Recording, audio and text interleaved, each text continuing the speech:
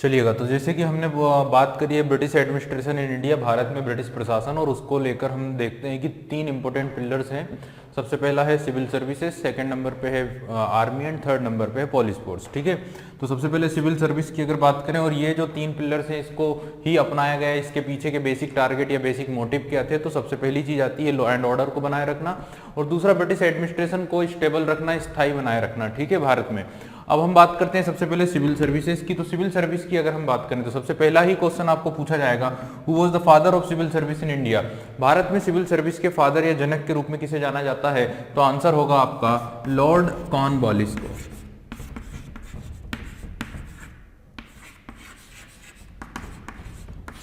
ठीक है, तो फर्स्ट क्वेश्चन आपका ये हो जाएगा कि who was the father of who was the father of civil services in India?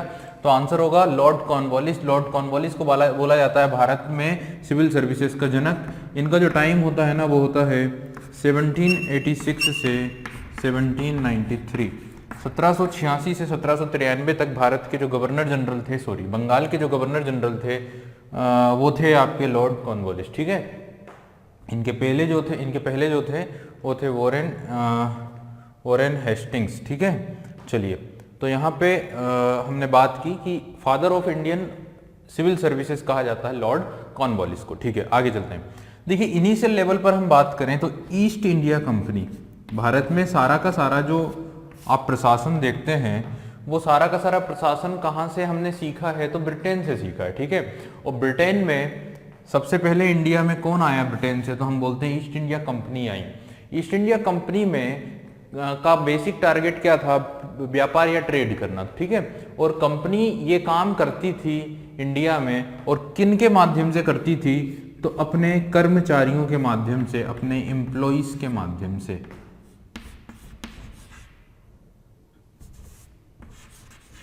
ठीक है, कंपनी के जो एम्प्लॉय थे, कंपनी के जो कर्मचारी थे, उनके द्वारा कंपनी भारत में व्यापार सर्कुलेट करती थी या व्यापार किया करती। ठीक है, ईस्ट इंडिया कंपनी का व्यापार कर्मचारियों के जरिए भारत में होता था। ये बात समझ में आ गई आप लोगों को? कर्मचारियों को बहुत ही कम सैलरी पर रखा जाता था, बहुत ही लेस पेमेंट पर रखा जाता था। ठीक है, ये जो कंपनी के कर्मचारी थे, जो ऑफिसर्स थे ईस्ट इंडिया कंपनी के, they are appointed in very less payment. ठीक है, बट इन्हें प्रॉफिट इस बात से था, इन्हें फायदा इस बात से था कि इन कर्मचारियों को, इन अधिकारियों को, इन मजदूरों को अपना निजी व्यापार करने की छूट थी। इनिशियल लेवल पर ईस्ट इंडिया कंपनी के जितने ऑफिसर्स थे, जो कर्मचारी थे, जो ऑफिसर्स थे, उन्हें कम पेमेंट दी जाती थी, कम सैलरी दी जाती थी, लेकिन उन्हें निजी व्यापार, उन्हें अपना प्राइवेट ट्रेड करने की भी क्या थे? अधिकार थे। ठीक है, कर्मचारियों को बहुत कम मजदूरी दी जाती थी, मगर उन्हें अपना निजी व्यापार करने की इजाजत थी। ठीक है, कोई इशू ही नहीं है। ठीक है, तो काफी अर्निंग हो जाती है निजी व्यापार से। बाद में जब कंपनी एक क्षेत्रीय शक्ति बन गई, ठीक है, तो जब कंपनी अब पावर में आ गई, एडमिनिस्ट्रेशन भी करने लायक बन गई है, तो जब कंपनी एक क्षेत्रीय शक्ति बन जाती है, इस पर्टिकुलर इंडिया वाले रीजन की एक रीजनल पावर बन जाती है, और जब वो पावर बन जाती है तब उनके हाथ में शासन की शक्ति आ जाती है। ठीक है, तो जब कंपनी क्षेत्रीय शक्ति बन जाती है तब इन्हीं कर्मचारियों को, जो कंपनी के एम्प्लॉइज थे, इन्हीं अधिकारियों को, इन्हीं ऑफिसर्स को प्रशासनिक कार्य करने की इजाजत भी दे दी जाती है, और इन्हीं के द्वारा भारत में प्रशासनिक कार्य आरंभ किए जाते हैं। ठीक है, तो अब आप समझें कि एक प्राइवेट कंपनी जिसका एम्प्लॉय इंडिया में क्यों आया था? जिसका एम्प्लॉय इंडिया में आया था व्यापार करने, लेकिन कंपनी अपने टारगेट को बदलकर भारत में एक रीजनल पावर बन जाती है, तब यही ऑफिसर्स, यही कर्मचारी जो पहले व्यापार करते थे, अब यही लोग भारत में क्या करेंगे? प्रशासन करेंगे। यही लोग भारत में क्या करेंगे? एडमिनिस्ट्रेशन करेंगे। अब आप लोग ये समझें कि ये लोगों का बेसिक लक्ष्य, टारगेट जो है वो क्या है? वो है ज्यादा से ज्यादा प्रॉफिट अर्न करना। ये लोग प्रशासन पर उतना फोकस नहीं होंगे जितना कि ये प्रॉफिट पर फोकस करेंगे, और प्रॉफिट पर फोकस करने के लिए ये काफी ज्यादा इंडिया में करप्शन करेंगे, काफी ज्यादा भ्रष्टाचार करेंगे। ठीक है, तो काफी भ्रष्टाचार आपको देखने को मिलता है जब ब्रिटिश रूल इंडिया में होता है ना, तो ब्रिटिश रूल में कि जब हम कमियों की बात करते हैं तो करप्शन जो है सबसे ज्यादा यहाँ पे था, ठीक है। और यही करप्शन जो है आज इंडिया के एडमिनिस्ट्रेशन में जो देखने को मिलता है वो ये ब्रिटिशर्स की ही देन है। ब्रिटिशर्स के समय से ही करप्शन इंडिया में आ चुका था, भ्रष्टाचार इंडिया में आ चुका था, ठीक है। तो ये ऑफिसर्स इतने अत्यंत भ्रष्ट हो गए थे, ठीक है ना, ये कर्मचारी अत्यंत ही क्या हो चुके थे, भ्रष्ट हो चुके थे, ठीक है। स्थानीय बुनकरों, दस्तकारों, सौदागरों और जमींदारों का उत्पीड़न कर राजाओं और नवाबों से घूस और नजराना ऐंठ कर गैरकानूनी रूप से निजी व्यापार के जरिए इन्होंने अकथनीय संपत्ति हासिल कर ली थी, अकथनीय संपत्ति इकट्ठा कर ली थी और रिटायर होकर, सेवानिवृत्त होकर ये इंग्लैंड चले गए थे, ठीक है। या ये लोग इंग्लैंड जा रहे थे, ठीक है। तो जो कंपनी के जो कर्मचारी थे, ठीक है ना, ये लोग जो कंपनी का व्यापार करते थे, जब कंपनी रीजनल पावर बन गई तो यही कर्मचारी कंपनी की ओर से प्रशासन करने लगे, ठीक है ना। लेकिन ये कंपनी का प्रशासन करते हुए इतने करप्ट थे या इतने भ्रष्टाचार इन्होंने किए थे कि ये लोग क्षेत्रीय जो भारत के जो दस्तकार थे, भारत के जो बुनकर थे, भारत के जो सौदागर थे, जो जमींदार थे, जो राजा थे, उनसे लगातार ये घूस लेते थे, लगातार ये नजराना ऐंठा करते थे राजाओं से, रूलर्स से, ठीक है। और इस कारण से इन्होंने अकथनीय संपत्ति, इतनी संपत्ति अर्जित कर ली थी, इतने ये धनवान हो गए थे, इतने पैसे वाले हो गए थे, और फिर ये फाइनली रिटायर ले लेते थे अपना, और रिटायर होकर ये अपने देश चले जाते थे, ठीक है। कहाँ चले जाते थे, ब्रिटेन चले जाते, ठीक है। तो ये काफी कुछ देखने को मिलता था। फिर क्या हुआ, इसके बाद कुछ अच्छे लोग जो आए हैं, अच्छे लोग मतलब जिन्होंने एडमिनिस्ट्रेशन को सुधारा है, जिन्होंने सिविल सर्विसेज में थोड़े से सुधार किए, जैसे कि जब क्लाइव और वॉरेन हेस्टिंग्स आए तो इन्होंने उनके भ्रष्टाचार को समाप्त करने के लिए काफी प्रयास किए, लेकिन ये लोग पार्शियली क्या हो पाए, सक्सेस हो पाए, पार्शियली या आंशिक रूप से सफल हो पाए, ठीक है। तो आप लोग ये समझें कि Clive and Hastings are trying to end that corruption but they are partially success, उन्हें आंशिक रूप से सफलता मिल पाई। तो क्लाइव और हेस्टिंग्स, वॉरेन हेस्टिंग्स ने काफी प्रयास किए कि इन करप्शन को, इन भ्रष्टाचार को खत्म किया जाए, इन ऑफिसर्स के अंदर से, इन कर्मचारियों के अंदर से, लेकिन वो पार्शियली सक्सेस हुए। और फिर हम बात करते हैं किसकी, लॉर्ड कॉर्नवालिस की। लॉर्ड कॉर्नवालिस जो भारत में गवर्नर जनरल बनकर ही कब आया था, 1786 में लॉर्ड कॉर्नवालिस भारत में गवर्नर जनरल बनकर आया, ठीक है। और ये इंडिया में इन भ्रष्ट अधिकारियों को, इन भ्रष्टाचार को खत्म करने के लिए दृढ़ प्रतिज्ञा लेकर आया था, ठीक है। ये पूरी तरह से डिटरमाइंड था कि उसे इस करप्शन को खत्म करना, ठीक है। तो कॉर्नवालिस 1786 में गवर्नर जनरल बनकर भारत आया, मगर उसने महसूस किया कि कंपनी के कर्मचारी तब तक ईमानदार और कुशलतापूर्ण कार्य नहीं कर सकते हैं जब तक उन्हें पर्याप्त वेतन नहीं दिया जाए, ठीक है। ऑब्वियसली मैंने आप लोगों को शुरू में ही बताया कि कंपनी के कर्मचारियों को सैलरी कम दी जाती थी, ठीक है, बट उन्हें निजी व्यापार करने के राइट थे। तो धीरे धीरे इन लोगों में करप्शन बढ़ने लगा और अब तो ये शासन में आ गए तो और करप्शन करने लगे हैं, ठीक है। तो जब कॉर्नवालिस आया तो कॉर्नवालिस ने इस चीज को समझा, ठीक है, उसने ये बात जानने की कोशिश की, उसने एक इवैल्यूएशन किया और उसने ये समझ गया वो कि इन कंपनी के जो कर्मचारी हैं तब तक ईमानदारी से और कुशलतापूर्ण रूप से काम नहीं करेंगे जब तक कि इनकी सैलरी नहीं बढ़ाई जाए, जब तक कि इन्हें अच्छा वेतन ना दिया जाए, ठीक है। तो इसने क्या किया, इसने निजी व्यापार तथा अफसरों द्वारा नजराने और घूस लिए जाने के खिलाफ सख्त कानून बना दिए, ठीक है। सबसे पहले तो इसने जो गलत एक्टिविटीज थी ना, कि जो निजी व्यापार था, वो आप लोगों को पता है कि चार्टर एक्ट 1793, वैसे तो रेगुलेटिंग एक्ट 1773 में भी जो निजी व्यापार था उसे रोक लगा दी गई थी, ठीक है। प्राइवेट ट्रेड जो कंपनी के व्यापारी करते थे ना, उस पर रोक लगा दी गई थी कि अब कोई निजी व्यापार नहीं होगा, ठीक है, 1773 के रेगुलेटिंग एक्ट के बाद। इसके बाद भी कंटिन्यूअसली ये होता था और इसके ऊपर भी कड़े कड़े कानून बनाए गए थे। तो जैसे कि हम बात करें कॉर्नवालिस, तो जब कॉर्नवालिस आया ना तो उसने निजी व्यापार पर अफसरों के द्वारा नजराने, घूस लिए जाने पर सख्त कानून बनाए थे, ठीक है। साथ ही उसने कर्मचारियों के वेतन भी क्या कर दिए थे, बढ़वा दिए थे, ठीक है। तो कर्मचारियों के वेतन इसलिए बढ़वाए, इसके पीछे का टारगेट आप लोग समझ गए होंगे कि अगर ये लोगों का वेतन कम था इसलिए ये लोग क्या करते थे, भ्रष्टाचार करते थे, करप्शन करते थे, ठीक है। लेकिन इस करप्शन का ना काफी बुरा प्रभाव हमें फ्यूचर में देखने को मिलता है, ठीक है। यही चीज आप लोग आज देखें इंडिया में जो सिविल सर्वेंट्स होते हैं इनकी सैलरी काफी ज्यादा हाई होती है, ठीक है। तो हाई सैलरी का बेसिक टारगेट ही क्या है, क्योंकि ये इतनी बड़े पद पर बैठे हुए व्यक्ति अगर करप्शन करेंगे तो फिर इसका इंपैक्ट बहुत ही बुरा होगा और काफी ज्यादा दूरगामी होगा, ठीक है। तो ये ना हो सके, इन्हें किसी चीज की कमी ही ना हो सके, इसलिए गवर्नमेंट इतनी सारी सर्विसेज प्रोवाइड करती है, इतनी ज्यादा हाई सैलरी पर इन्हें अपॉइंट किया जाता है कि इन्हें कभी करप्शन करने की जरूरत महसूस ही ना हो। ठीक है, तो ये शुरू से हुआ है, स्टार्टिंग से हुआ है, स्टार्टिंग से ही जब ब्रिटिश रूल था तब से ही ये चीजें आप लोग देख रहे हैं कि कॉर्नवालिस ने क्या किया, इन लोगों की सैलरी में इंक्रीमेंट कर दिया। लेकिन जो करप्शन ये लोग करते थे, जो ये घूस लेते थे, जो ये नजराने लेते थे, ठीक है ना, जो ये प्राइवेट ट्रेड या निजी व्यापार करते थे, इस पर सख्त कानून बनवाकर इसे बंद करवा दिया। ठीक है, अब जैसे कि उस समय का जो कलेक्टर होता था ना, उस समय का जो कलेक्टर होता था उसे प्रति माह जो वेतन मिलता था वो 1500 रुपए मिलता था। ठीक है, 1500 रुपए उस समय की सैलरी थी हर मंथ की, किसकी, कलेक्टर की। जिले के कलेक्टर की सैलरी ही कितनी हुआ करती थी, 1500 रुपए। ठीक है, और उस समय की सबसे ज्यादा सैलरी थी, आप लोग समझ सकते होंगे। आज के टाइम पे हालांकि 1500 रुपए कम है, लेकिन उस समय के 1500 रुपए काफी वैल्यू रखते थे। ठीक है, तो 1500 रुपए प्रति माह निर्धारित की गई थी, किसकी सैलरी, कलेक्टर की सैलरी। साथ ही इसके अतिरिक्त जिले से जितना भी, उस पर्टिकुलर डिस्ट्रिक्ट से जितनी भी रेवेन्यू जनरेट की जाएगी, जितना भी टैक्स जनरेट किया जाएगा, उसका 1%, उसका 1% भी किसे दिया जाएगा, डिस्ट्रिक्ट कलेक्टर को। ठीक है, तो ये चीज भी आप लोगों को समझे कि जिले की कुल वसूली का, कुल रेवेन्यू जनरेशन का 1% भी उसे दिया जाता था, राजस्व का।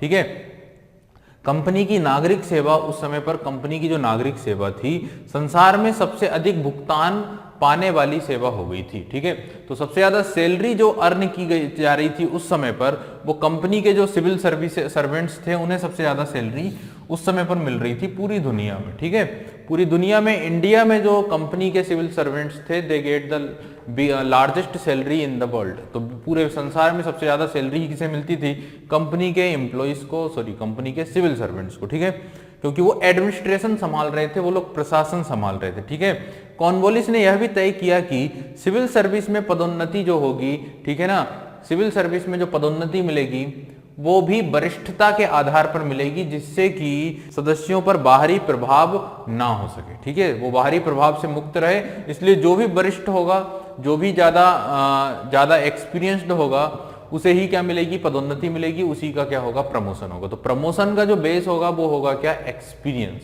ठीक है, ना कि किसी ने रिकमेंडेशन कर दिया तो रिकमेंडेशन के बेस पर प्रमोशन नहीं दिया जाएगा। प्रमोशन का जो बेस होगा, पदोन्नति का जो बेस होगा, वो होगा क्या, वो होगा आपका एक्सपीरियंस। ठीक है, वरिष्ठता के आधार पर। अब ये सुधार करे थे किसने, लॉर्ड कॉर्नवालिस ने। लॉर्ड कॉर्नवालिस ने ये सारे रिफॉर्म्स किए हैं इंडिया की सिविल सर्विसेज में। अब हम बात करते हैं लॉर्ड वेलेजली की। तो जब लॉर्ड वेलेजली इंडिया आया था, लॉर्ड वेलेजली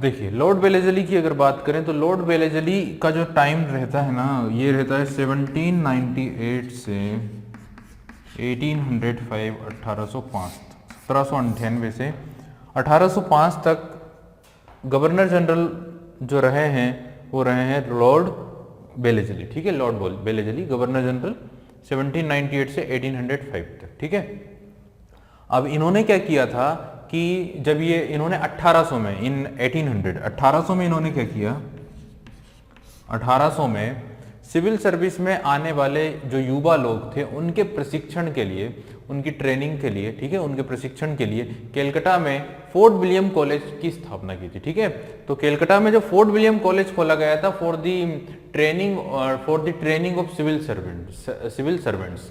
तो जो भी सिविल सर्विसेज के लिए जो युवा लोग आते थे उन्हें प्रशिक्षण देने के लिए, उन्हें ट्रेंड करने के लिए इन्होंने कलकत्ता में एक क्या खोला था, कॉलेज खोला था। ठीक है, कौन सा कॉलेज खोला था, तो कलकत्ता में इन्होंने कॉलेज खोला था for the training of civil servants.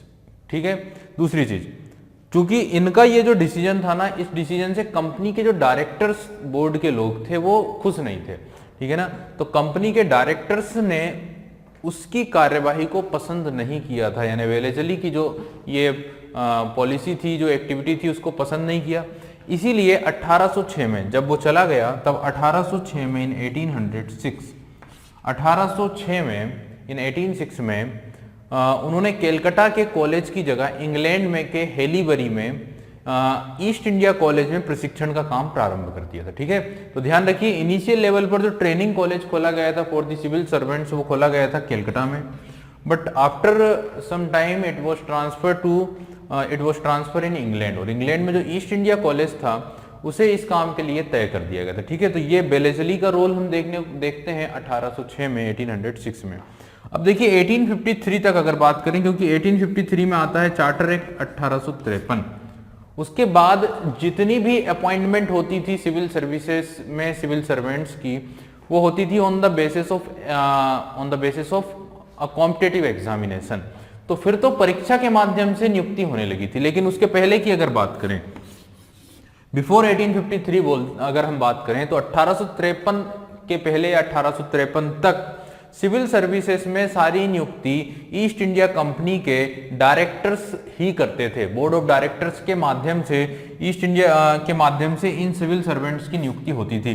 Before 1853 all the appointments of civil services was done by the board of directors of East India company. East India company के बोर्ड ऑफ डायरेक्टर्स, अभी मैंने बताया कि company जो थी east India company, इसके अंतर्गत दो आपके मुख्य ग्रुप आते हैं, दो इंपॉर्टेंट ग्रुप्स में ये बटी थी। एक बोर्ड ऑफ प्रॉपर्टियर्स यानी स्वामी मंडल था, ठीक है, और दूसरा बोर्ड ऑफ डायरेक्टर्स यानी संचालक मंडल था। ठीक है, बाद में 1784 में एक और बोर्ड बनाया गया था ब्रिटेन की पार्लियामेंट के द्वारा, जिसे बोर्ड ऑफ कंट्रोलर बोला गया था, यानी नियंत्रक मंडल बोला गया था। ठीक है, तो 1884 से 1784 से ना बोर्ड ऑफ कंट्रोलर भी चला करता था, एक नियंत्रक मंडल भी हुआ करता था, जिसमें 6 मेंबर्स थे। ब्रिटेन की पार्लियामेंट ने जिसे अपॉइंट किया था ये, ठीक है ना। तो ये एक चीज थी बोर्ड ऑफ कंट्रोलर, सीधे board of control. Fits India act के अकॉर्डिंग ये बोर्ड ऑफ कंट्रोलर भी बनाया गया था 6 मेंबर का। तो देखिए क्या बात होती है कि 1853 के पहले 1853 तक सिविल सर्विस में सारी नियुक्तियां ईस्ट इंडिया कंपनी के बोर्ड ऑफ डायरेक्टर्स ही करते थे।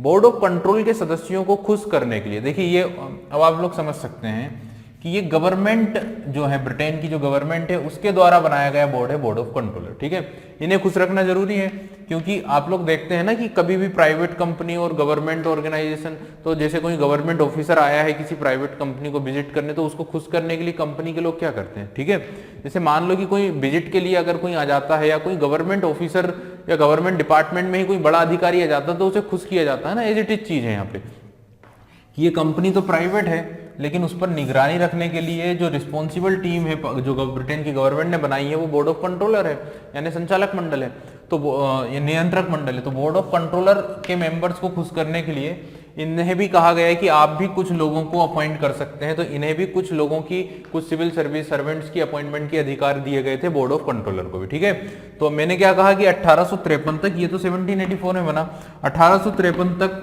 सिविल सर्विसेज में जितनी भी नियुक्ति होती थी वो बोर्ड ऑफ डायरेक्टर्स के जरिए होती थी, लेकिन बोर्ड ऑफ कंट्रोलर को खुश करने के लिए कुछ नियुक्ति के राइट्स बोर्ड ऑफ कंट्रोलर यानी नियंत्रक मंडल के सदस्यों को भी दिए गए थे। ठीक है, उन्हें भी ये मौका दिया गया था। जब संसद ने उनके अन्य आर्थिक और राजनीतिक विशेष अधिकारों को छीन लिया, तब भी उन्होंने इस विशेष अधिकार को छोड़ने से इनकार कर दिया। ठीक है, तो यहाँ पे ना क्या हुआ कि अगर हम ब्रिटेन ईस्ट इंडिया कंपनी के राइट्स की बात करें, अधिकारों की बात करें, कौन से अधिकार, तो कुछ आर्थिक विशेष अधिकारों की अगर बात करें, तो आप लोगों को पता है, मैंने शुरू में ही बोला है, सन 1600 में ईस्ट इंडिया कंपनी को ट्रेड की मोनोपोली, व्यापार के एकाधिकार दिए गए थे, और ये व्यापार के जो एकाधिकार थे, जो मोनोपोली इन ट्रेड थी, वो 1813 के चार्टर एक्ट से पहली बार खत्म कर दी गई थी। सिर्फ 2 ही ऐसे सेक्टर्स थे जिसमें मोनोपोली बची थी, और वो थे चीनी सिल्क, चीनी रेशम और चाय का व्यापार। ठीक है, लेकिन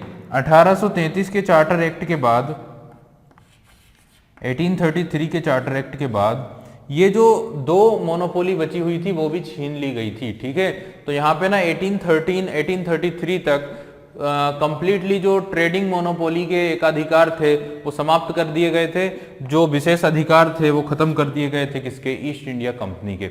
लेकिन एडमिनिस्ट्रेशन के जो राइट्स थे, एडमिनिस्ट्रेशन के जो अधिकार थे, जो मोनोपोली थी, वो अभी भी किसकी थी, ईस्ट इंडिया कंपनी की थी।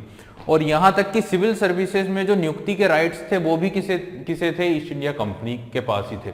लेकिन कब तक, 1853 तक। और 1853 में जब ये चार्टर एक्ट आता है, तो चार्टर एक्ट ऑफ 1853, ठीक है ना, चार्टर एक्ट 20 ईयर्स में आते थे, 20-20 साल के अंतराल में चार्टर एक्ट पास किए जाते थे ब्रिटेन की पार्लियामेंट के जरिए।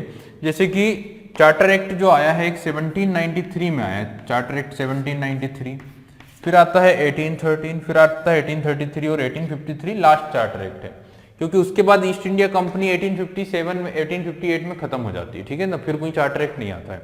तो यहाँ पे आप लोग ये समझें कि संसद ने ना आखिरी तक 1853 तक ईस्ट इंडिया कंपनी के इन राइट्सों, इन अधिकारों को खत्म नहीं किया था ब्रिटेन की पार्लियामेंट ने, लेकिन अंत में 1853 में उनके इन राइट्स को भी क्या कर दिया गया, खत्म कर दिया गया by the charter act of 1853, ये भी खत्म कर दिया गया और ये कानूनी व्यवस्था लागू की गई, ये लॉ बनाया गया, ये कानून बनाया गया कि सिविल सेवा में सारी की सारी जो नियुक्ति होगी वो परीक्षाओं के द्वारा की जाएगी, ठीक है।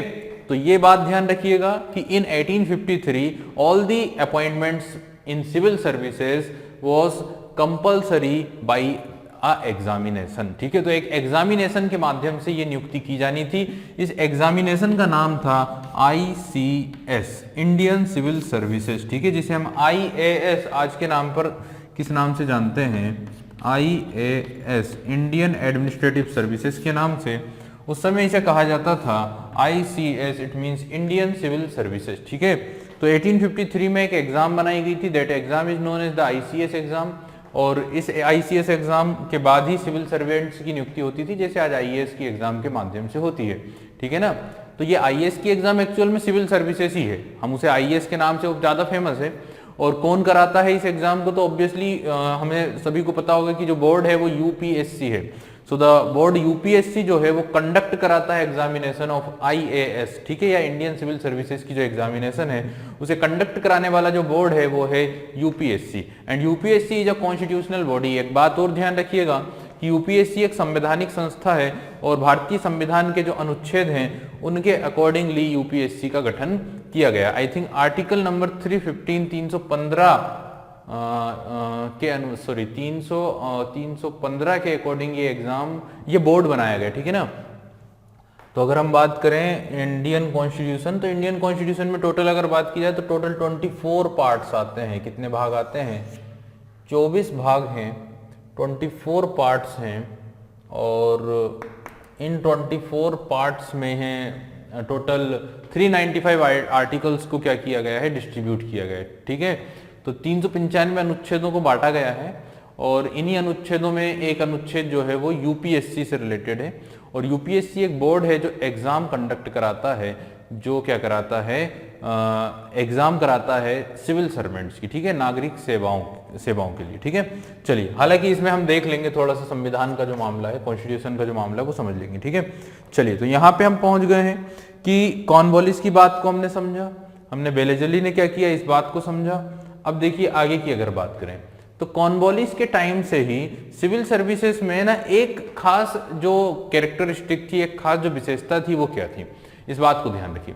सिविल सर्विसेज में सबसे बड़ी बात ये थी, सबसे इंपॉर्टेंट बात जिसका ध्यान रखा जाता था वो ये था कि भारतीयों को पूरी सख्ती से इनसे अलग रखना है, ठीक है। इंडियंस को ना रिक्रूट नहीं करना है, इंडियंस को इन एग्जाम्स से पूरी तरह या इन नियुक्तियों से पूरी तरह क्या रखना है, दूर रखना है। ये कॉर्नवालिस के टाइम से ही होता था, ठीक है। कॉर्नवालिस के समय से ही इंडियंस को इन सारे एग्जाम से, इन सारी नियुक्तियों से दूर रखा जाता था। अधिकृत तौर पर 1793 में यह व्यवस्था की गई थी कि प्रशासन में उन सारे ऊंचे ओहदों पर जहां 500 पाउंड सालाना से अधिक वेतन मिलता है केवल अंग्रेज ही नियुक्त किए जाएंगे। तो इस पॉइंट को ध्यान रखिएगा, if the annual salary was 500 pound, यदि एनुअल सैलरी 500 पाउंड है तो किसी भी पद के लिए जो प्रशासन से रिलेटेड है, एडमिनिस्ट्रेशन से रिलेटेड है, ठीक है, any post related to administration जिसकी एनुअल सैलरी कितनी होगी, 500 पाउंड होगी, इस पोस्ट पर कभी भी ना किसी इंडियंस को अपॉइंट करने नहीं किया जाएगा। ये पॉलिसी को फॉलो किया जा रहा था 1793 से या उससे पहले से भी कि कोई भी इंडियन, ठीक है, कोई भी इंडियन अपॉइंट नहीं किया जा सकता है उस पद पर, प्रशासन के, एडमिनिस्ट्रेशन के उस पद पर जिसकी एनुअल सैलरी, वार्षिक वेतन 500 पाउंड या उससे ज्यादा है। ठीक है, ये बात ध्यान रखिएगा। इस नीति को सरकार की अन्य शाखाओं जैसे आर्मी हो गया, पुलिस हो गया, जुडिशरी हो गई, इंजीनियरिंग हो गई, इस पे भी लागू किया जाता था। तो not only administration but also the other sectors of government also follow that policy। ठीक है, तो जो सरकार के जो दूसरे प्रशासन थे, जो दूसरे विभाग थे, जैसे आर्मी हो गया, पुलिस हो गया, इंजीनियरिंग हो गई, जुडिशरी हो गई, उनमें भी किसी भी इंडियन को उस पोस्ट पर अपॉइंट नहीं किया जाएगा जिसकी एनुअल सैलरी 500 पाउंड या उससे ज्यादा है। ठीक है, तो ये बात आप लोगों को क्लियर हो गई होगी, ये बात आपको समझ में आ गई होगी। Why Britishers follow this policy? Britishers इस पॉलिसी को क्यों फॉलो करते थे? ऐसी क्या प्रॉब्लम थी इंडियंस से? अब आप बताइए, इंडिया में रूल कर रहे हैं, इंडिया के सोर्सेस का दोहन कर रहे हैं, सारी चीज इंडिया में कर रहे हैं, लेकिन इंडियंस को ही उस पोस्ट पर नहीं अपॉइंट कर सकते हैं जिसकी एनुअल सैलरी ही कितनी है? 500 पाउंड। वो 500 पाउंड कोई इनका नहीं है, ये भी इंडिया से ही जनरेट कर रहे हैं और इंडिया में ही इन ऑफिसर्स को बांटा जा रहा है, यानी हमारा ही पैसा अपने अधिकारियों को दे रहे हैं, लेकिन हमको उस पोस्ट पर अपॉइंट नहीं कर रहे हैं। ठीक है, इसके पीछे क्या कारण था, इसके पीछे क्या टारगेट था, इसके पीछे क्या मोटिव था इन ब्रिटिशर्स का? तो इसके पीछे जो टारगेट था वो क्या था, उसको समझने की कोशिश करते। ठीक है, इसके लिए अनेक कारण हैं, इसके लिए अनेक कारक हैं। संयुक्त रूप से किन कारणों को हम जिम्मेदार ठहराते हैं? तो पहली बात, सर्वप्रथम उन्हें विश्वास था कि ब्रिटिश विचारों, ठीक है, संस्थानों और व्यवहारों पर आधारित कोई प्रशासन केवल अंग्रेज कार्यकर्ताओं द्वारा ही पूरी तरह से स्थापित किया जा सकता है। डबल से सुन लो, उन्हें इस बात पर पूरा भरोसा है, उन्हें इस बात पर पूरा विश्वास है। ठीक है, किस बात पर पूरा विश्वास है? कि ब्रिटिश विचारों, संस्थानों और व्यवहारों पर आधारित, ब्रिटिश विचारों, संस्थानों और व्यवहारों, यानी ब्रिटिश विचार है, ब्रिटिश आइडियोलॉजी है, ठीक है ना, ब्रिटिश इंस्टीट्यूशन है, और जो ब्रिटिश बिहेवियर है, ब्रिटिश व्यवहार पर आधारित कोई भी एडमिनिस्ट्रेशन, पर आधारित कोई भी प्रशासन केवल तभी सक्सेस हो पाएगा जब उसके कार्यकर्ता, जब उसके कर्मचारी क्या होंगे? अंग्रेज होंगे। ठीक है, तो ये चीज उन्हें पूरी तरह से विश्वस्त थी, उन्हें इस बात का पूरा आइडिया था कि हम जो एडमिनिस्ट्रेशन कर रहे हैं उसमें ब्रिटिश आइडियोलॉजी है, उसमें हम ब्रिटिश इंस्टीट्यूशन के लिए जॉब कर रहे हैं और इसमें पूरा का पूरा ब्रिटिश व्यवहार है। तो ये सक्सेस तभी हो पाएगा जब ये काम अंग्रेज ऑफिसर करेंगे, ना कि इंडियन ऑफिसर करेंगे। तो पहले तो उन्होंने ये मान चुके थे कि ये सक्सेस तभी हो पाएगा जब अंग्रेज लोग काम करेंगे, ना कि इंडियंस करेंगे। ठीक है, दूसरी बात, जो इस बात को प्रूव करने या इसके पीछे का मोटिव दूसरा ये है कि उन्हें भारतीय लोगों की योग्यता और ईमानदारी पर भरोसा नहीं था। ठीक है, they didn't believe in Indians honesty, ठीक है, एंड कैपेबिलिटीज। तो उन्हें इंडियंस की कैपेबिलिटीज पर, इंडियंस की ऑनेस्टी पर भी भरोसा नहीं था। ठीक है, और कई बार हम देखते हैं, जैसे कि अगर हम बात करें लॉर्ड कॉर्नवालिस की, तो लॉर्ड कॉर्नवालिस ने कहा था कि इंडिया में रहने वाले हर एक व्यक्ति क्या है? भ्रष्ट हैं, करप्ट हैं, ऐसा लॉर्ड कॉर्नवालिस ने कहा था। हालांकि ये बात उसने कुछ पर्टिकुलर ग्रुप्स के लिए कही थी, जो जमींदार थे, ठीक है ना, कुछ ऑफिसर्स थे, ठीक है, ईस्ट इंडिया कंपनी के कुछ इंडियन ऑफिसर्स थे, कुछ करप्ट, कुछ ऐसे क्या थे? जमींदार थे, ठीक है ना, उनके लिए उसने ऐसी बात कही थी। साथ ही अगर हम बात करें, अगर ऐसी बात है तो उस समय ईस्ट इंडिया कंपनी के ऑफिसर्स भी तो क्या थे? करप्ट थे। ठीक है ना, तो ये चीज उन पर भी लागू होती है। जब उसने कहा कि इंडिया में रहने वाला हर एक व्यक्ति भ्रष्ट है, तो ये बात किन किन पर लागू होती है? ये बात लागू होती है ईस्ट इंडिया कंपनी में वर्क करने वाले कुछ इंडियन ऑफिसर्स पर। कुछ इंडियंस थे, हालांकि वो कम छोटे ओहदे पर थे। दूसरा, जो इंडिया के जमींदार थे वो भी काफी करप्ट थे। ठीक है, तीसरा, जो ब्रिटिश ईस्ट इंडिया कंपनी के बड़े बड़े ऑफिसर्स थे वो भी तो करप्ट थे। वो तो हमने ऑलरेडी, इसीलिए तो उसने क्या किया, उनमें करप्शन ना हो इसीलिए तो उनकी सैलरी बढ़ाई गई। लेकिन उसने इस ओर ध्यान नहीं दिया कि अगर इंडियंस की सैलरी बढ़ाता तो इंडियंस भी अपना करप्शन, अपना भ्रष्टाचार क्या करते? छोड़ देते। ठीक है, चलिए, वो एक बात हो जाती है विचार की, आइडियोलॉजी की या थिंकिंग की। बट यहां पे अगर हम बात करें तो क्या कारण मैंने बताया है कि वो लोग इस बात पे विश्वास नहीं करते। वो लोगों का मानना है कि ब्रिटिश आइडियोलॉजी की बात हो, ब्रिटिश इंस्टीट्यूशन की बात हो, ब्रिटिश व्यवहार की बात हो, तो उसमें अंग्रेज अच्छे से काम कर पाएंगे, ना कि इंडियंस कर पाएंगे।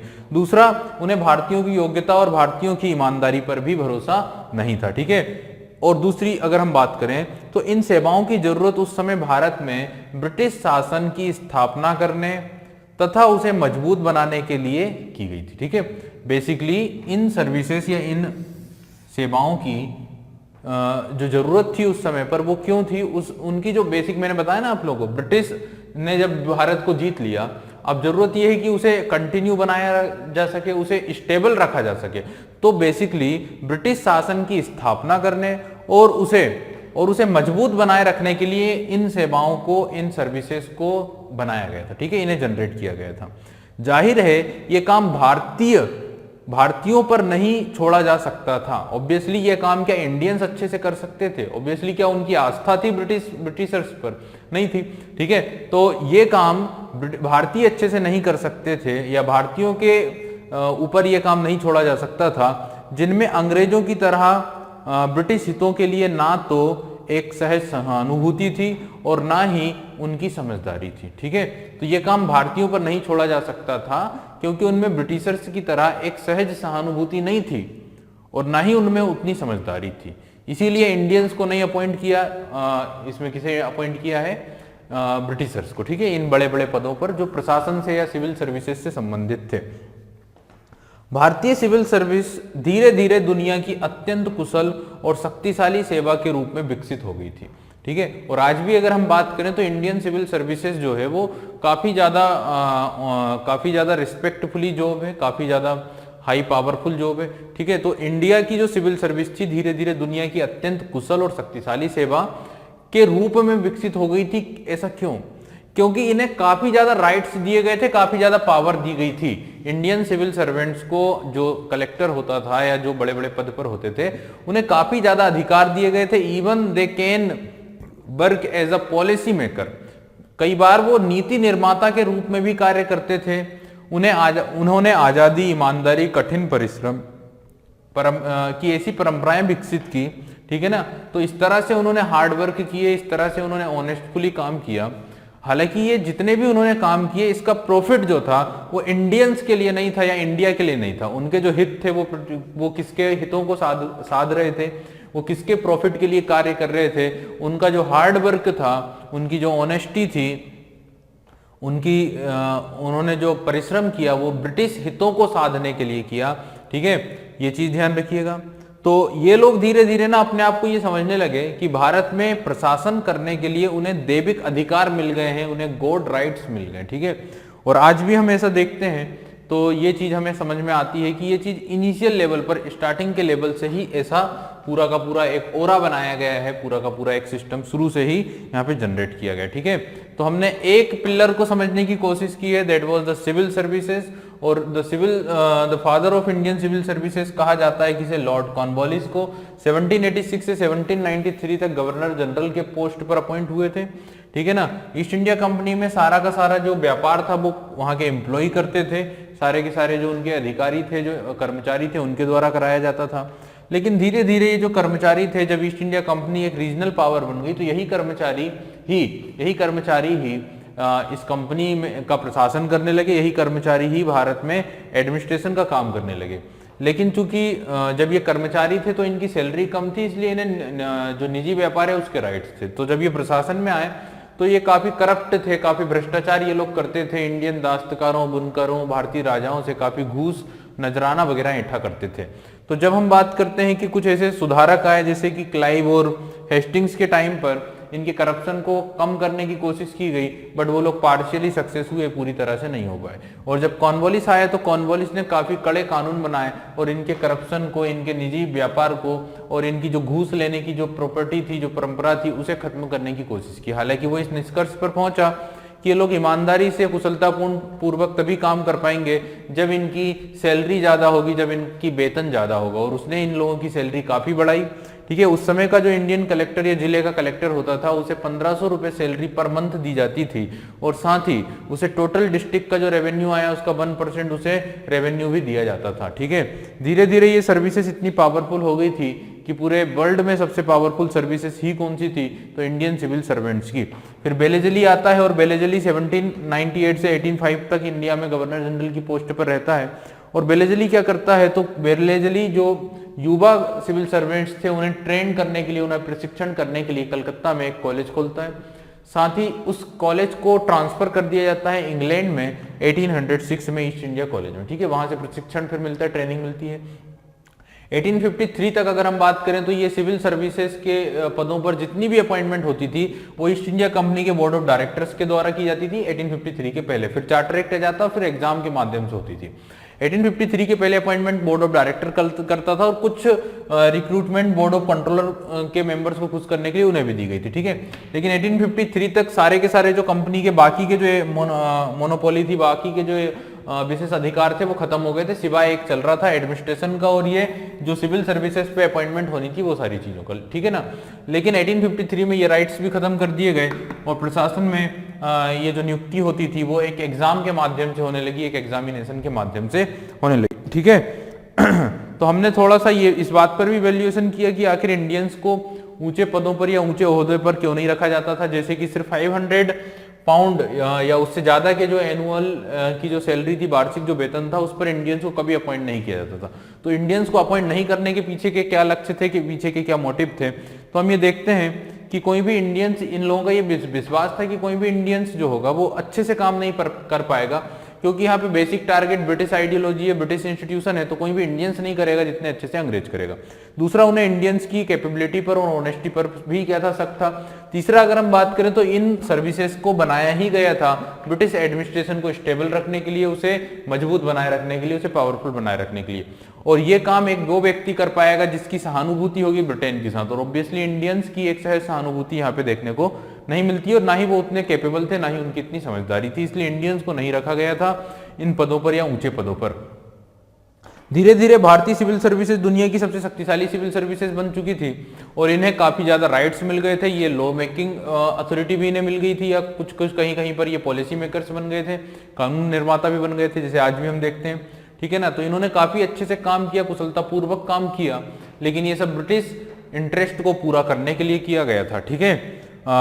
और ये अपने आप को ना धीरे धीरे ये अपने आप को भारत में प्रशासन करने के, इन्हें ऐसा लगता है कि इन्हें दैविक अधिकार इन्हें मिल गए थे, ठीक है।